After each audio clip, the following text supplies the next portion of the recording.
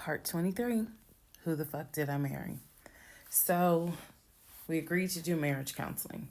I had found a pastor and his wife who agreed to do our counseling, basically. Our counseling was going to be on Zoom and it was going to be every other week, every other Tuesday. Initially, Legion was participating in it. His body language seemed to be that he was open and receptive to the marriage counseling. Now, the pastor and his wife were deeply concerned at the fact that we had only been married 3 months and we were already dealing with some form of infidelity. We were in marriage counseling, and as the pastor would put it, there seems to not be any sort of intimacy. They were concerned. Rightfully so. I think any person would be if they knew what was going on within those 3 months. So, the pastor and his wife, it is fair to note, we started counseling with them in the spring. We continued counseling with them up until a week before I found out what I found out, and he got kicked out. So, one of the first things that the pastor kind of talked to us about was, are you what was the deal with the Facebook Messenger stuff? And Legion was like, it was stupid. I shouldn't have done it. It really was just attention, and I got carried away. He felt like he was not going to, he kept saying, I'm not going to keep apologizing. I'm not going to keep getting persecuted. After I told you, I'm sorry, I told you I wouldn't do it again, and I want us to move forward. You're either going to forgive me or you're not. The pastor and his wife were like, wow, the audacity is real on this one. So, needless to say, we started moving slowly forward. It was always in the back of my mind, just like it was in the back of my mind with that black Dodge Charger. It was one of those things where, okay, I see how you kind of are moving and operating. He came to me a few days after we started our first counseling session, and he was like, we should get a joint bank account. What he wanted to do was to each one of us have our own account and to get a joint account for our money to go in there for joint expenses. Now, up until this point, he had been paying the rent, the utilities, and I really was just paying for my stuff. So now he's suggesting, look, we're married now, let's go ahead and get a joint account. I wasn't necessarily against it because I knew that I would still have my own account. I would still have my own savings. So what I countered with was, okay, let's take a look and see what we're working with. Show me your checking. Let's look at each other's accounts. Look at what we have currently. He was cool with that. So he shows me his checking account. His checking account available balance was it was just over 9,600. Mine was just over 1,500. So there was a huge disparity in the amounts. And so he logged in on the phone and turned it towards me, and I could see available checking, available balance, just over 9,600. I logged into my savings. I showed him how much I had in savings. He picked up his phone, logged into his Chase savings, turned the phone towards me. In the Chase savings, it was roughly about 15,000. But I also knew that he told me he had a U.S. bank savings and he had an offshore savings. So at this point in time, I asked him, show me the U.S. bank savings, show me the other two accounts.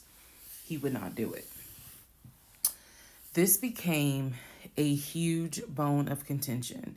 He would not show me the two accounts that he claims has the most money in there, the accounts that he claims has money for a house in there, because he still was mentioning, hey, we need to get on this house thing if we're going to move when the lease is up. So I'm just adamant on, why don't you want to show me your savings account? You showed me the Chase one, like, what is the big deal? And so he kept saying, he was like, there's a lot of money in there. And he was like, and my uncle always taught me, this is not the uncle that died, another uncle. My uncle always told me, just keep your money tight because women can be, I said, women, like, we're married. So go ahead and show it to me. He would not show it to me. So then we went back into marriage counseling, like the next session, and I bring it up. I said, he will not show me these two accounts that he claims has the money in there to buy a house. I told our pastor and his wife, I said, I saw the pre-approval letter, so I don't understand why he's not going to show me to just put me at ease that he has the money in there.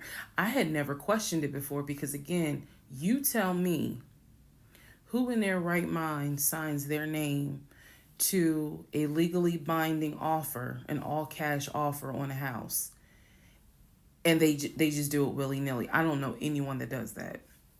So I actually never questioned what was in the savings because I clearly saw him sign his name to a $699,000 all cash offer on a house.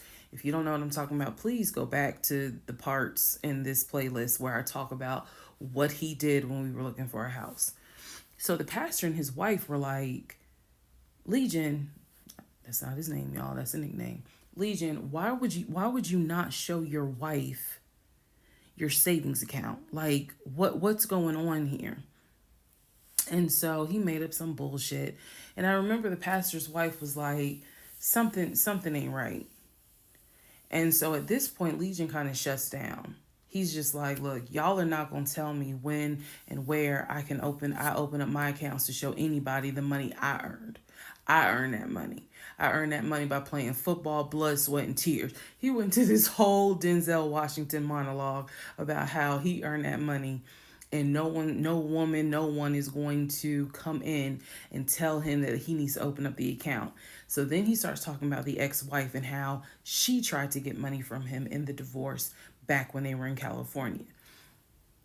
So now the pastor and his wife, their red flags are just like, whoa. So much so that the pastor's wife said, and I will never forget this, she said, I don't think you all are going to make it to January. What she was talking about is, I don't think y'all are going to make it a year. And I really, truly was like, we're going to make it. Like, of course we're going to make it. And she was just like, I don't have a good feeling about it. And so Legion's all defensive. He at this point he's folding his arms and because remember we're on Zoom. He's folding his arms and he's just like, I'm done with this. Like, I'm not gonna get attacked because I'm not comfortable showing you the amount of money that I have. Money changes people. And I'm not comfortable. So he's playing that victim card. And so the pastor and his wife were like, we're still gonna help y'all as much as we can, but so he was like, I'm not comfortable.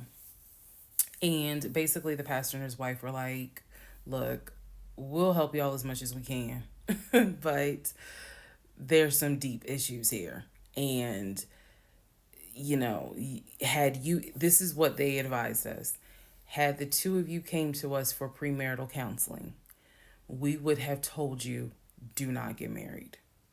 Y'all should not even be together. That is what the pastor and his wife told us in marriage counseling. If you two had come to us for premarital counseling, we would have told you, y'all should not even be together, let alone get married. But here we are. So we will help you guys as much as we can. But the pastor's wife was like, I don't have a good feeling that y'all are going to make it a year.